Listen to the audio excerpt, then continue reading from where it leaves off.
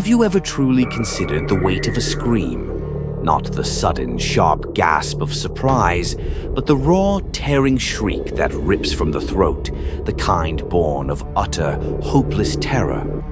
Imagine that sound echoing in a place where only the dead linger, clinging to the remnants of their violent ends like clinging vines to a crumbling mausoleum. Imagine it not as a fading memory, but as a perpetual ripple in the fabric of reality, a resonance that beckons something ancient and bloodthirsty. Because in the sleepy hollows of Havenwood, where shadows lengthen and old whispers still breathe, the screams aren't just memories, they're invitations.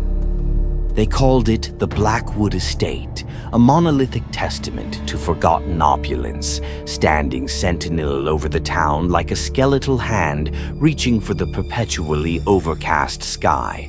For decades, it had been a whispered legend, a morbid curiosity, its boarded-up windows like vacant eyes staring out at a world it no longer understood. But teenagers, bless their reckless hearts, never truly grasp the weight of history, do they? They saw only a dare, a cheap thrill, a place to prove their bravado against the chill of the unknown. That's how it started, a foolish challenge on a moonless night, the scent of damp earth and decay thick in the air, a sweetness like rotting fruit. Sarah, the pragmatic one, felt it first, a bone-deep chill that had nothing to do with the late autumn air. It was a cold that seeped into her very marrow, a phantom hand tracing her spine. Mark, ever the cynic, scoffed, flashlight beam cutting through the oppressive gloom, illuminating peeling wallpaper and dust motes dancing in the sickly yellow glow.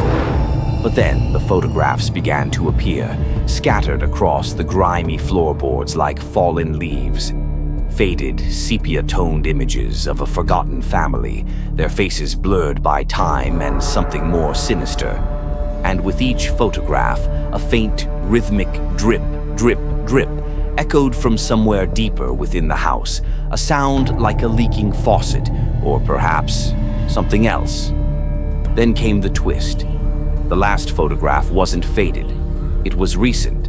A picture of Mark, taken just moments before, his face a rictus of terror, standing precisely where he was now. A dark, shadowy figure looming just behind his head, a gleaming razor-sharp hook held aloft. The air grew heavy, thick with the metallic tang of old blood, a taste on the tongue, a scent in the nostrils. The house itself seemed to breathe, the very floorboards groaning under an unseen weight, every whisper of wind through the broken panes a malevolent sigh. Sarah screamed, a primal sound of pure, unadulterated terror, as the shadowy figure in the photograph solidified, stepping from the sepia into the tangible, its form a wavering distortion, like heat haze rising from a freshly spilled corpse. Its eyes, if they could be called eyes, were pinpricks of crimson light, burning holes through the encroaching darkness. And that hook, that wicked, barbed implement, it wasn't just a weapon. It was an extension of the very curse, a conduit for the spectral energy that fueled its thirst. This wasn't just a slasher, you see, not merely some masked madman. This was the house's memory made flesh, a vengeful echo of every agonizing death, every shattered dream that had ever transpired within its cursed walls. The creature wasn't just killing them, it was consuming their fear, absorbing their screams, becoming stronger with each terrified gasp, each desperate plea. It was a predator, yes, but its sustenance wasn't blood, not truly. It was the raw, undiluted agony of its victims, a haunting symphony of despair it conducted with its razor-sharp hook. And the final sickening revelation? As the creature lunged, its form flickering, Mark didn't just disappear. He became part of it, his screams joining the chorus, his form melting into the shifting shadow, another facet of the house's eternal hunger.